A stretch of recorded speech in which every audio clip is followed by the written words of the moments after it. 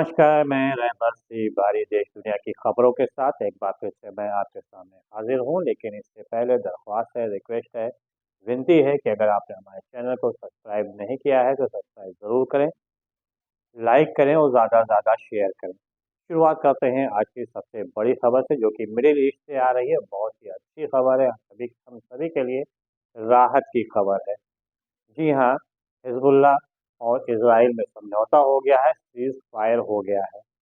और अब ना इज़राइल लेबनान पे हमला करेगा और ना ही हिज़्बुल्लाह इज़राइल पे हमला करेगा। रात में देर रात 12 बजे से ये सीज़फायर लागू भी कर दिया गया और इससे बड़ी राहत लेबनान के और इज़राइल के लोगों ने लिया भी है। और लेबनान का अंदाज़ा इसी से लगाया सकता है कि लेबनान के सड़कों पर लोगों ने बाहर निकल कर जश्न मनाया, खुशी का इज़हार किया।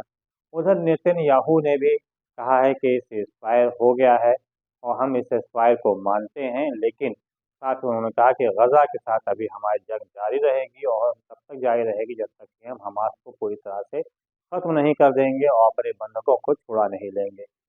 बहरहाल सीज़फायर जो हुआ है, यहाँ पर भी एक बड़ा सवाल उठता है कि आखिर लेबनान को लेकर सीज़फायर कैसे और क्यों हो गया। तो इसमें जो सबसे बड़ी बात सामने आई है वो ये है कि इज़राइल को सबसे बड़ा जो डर था वो था ईरान से।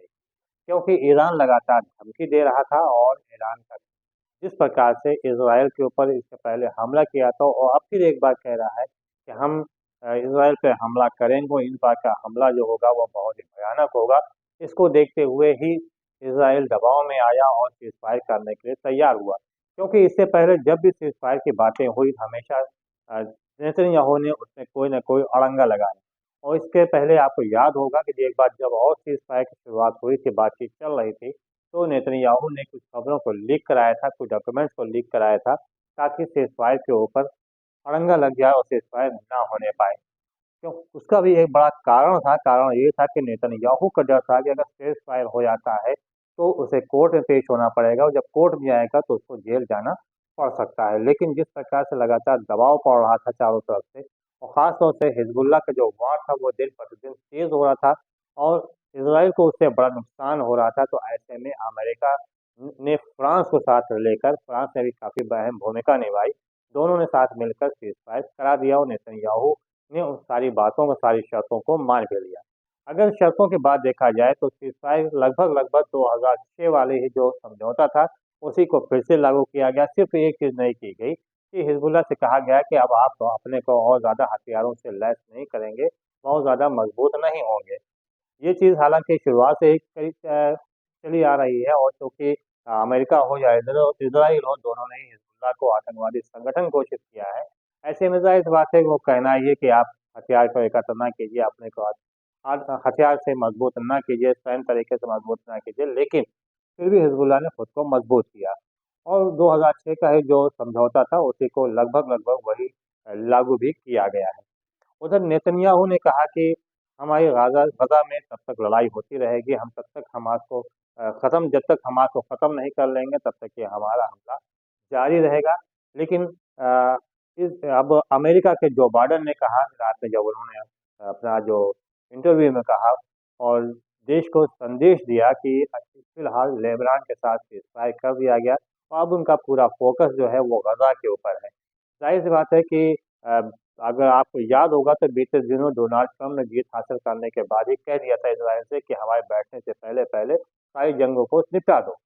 तो ऐसे में इज़राइल पे भी काफ़ी दबाव था और उसने जो है एक सीज़फायर कर ही लिया और दूसरे की भी बात शुरू हो गई है। हालाँकि हमास ने कहा कि हम अपनी शर्तों पर सीज़फायर करेंगे। बहरहाल देखना ये होगा कि हमास और इज़राइल के साथ किस प्रकार का सीज़फायर होता है और इस बार अमेरिका ने गज़ा में सीज़फायर के लिए टर्की को भी शामिल किया है, कतर को भी शामिल किया है। तो ऐसे में संभावना व्यक्त की जा रही है कि जल्द ही गज़ा में भी सीज़फायर होगा और वहाँ के लोग भी आम ज़िंदगी लोगों की तरह ज़िंदगी गुज़ार सकेंगे।